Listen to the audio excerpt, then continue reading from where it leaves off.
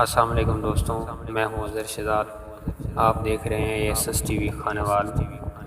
دوستوں، آج ہم بات کریں گے ایک اہم موضوع پر جو کہ مسلمانوں کے لیے اہم رکن ہے۔ اس کے بغیر اسلام بالکل ہی ادھورا ہے۔ تو ہم جلدی سے چلتے ہیں اپنے موضوع کی طرف۔ تو ہمارا موضوع ہے نماز۔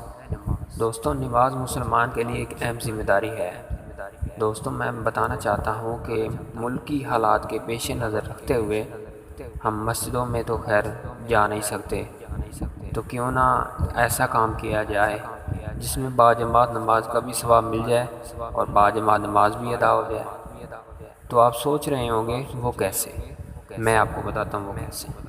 وہ اس طرح کہ اگر آپ فیملی میں سے ایک مرد بھی پڑھا لکھا ہے، چاہے وہ باپ ہے یا بیٹا، وہ باجماعت نماز ادا کروا سکتا ہے۔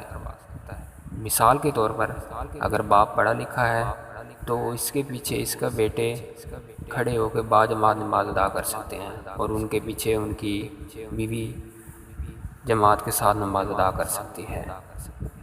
میری کوشش ہے کہ میں یہ ویڈیو بہت زیادہ لمبی نہ کروں، اس لیے میں ترتیب کے ساتھ آپ کو یہ ویڈیو دکھا دیتا ہوں۔ آپ غور سے دیکھیے گا۔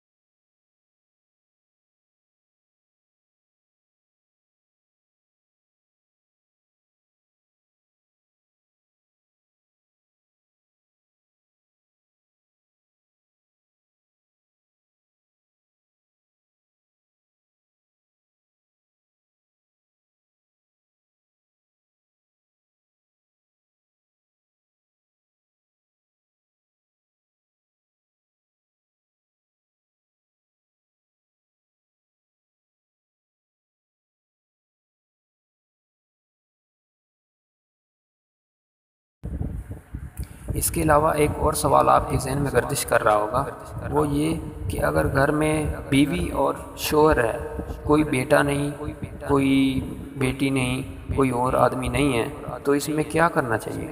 تو دوستوں، شوہر اگلی صف پر کھڑا ہوگا اور بیوی پچھلی صف پر کھڑی ہوگی۔ بیوی اپنے شوہر کے برابر کھڑے ہو کر نماز ادا نہیں کر سکتی۔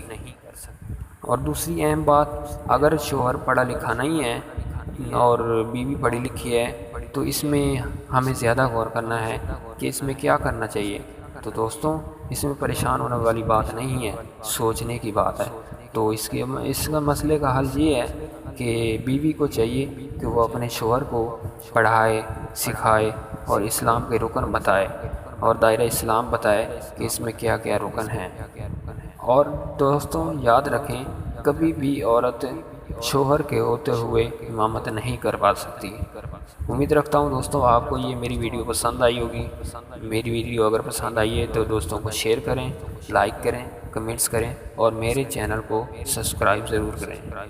اللہ حافظ۔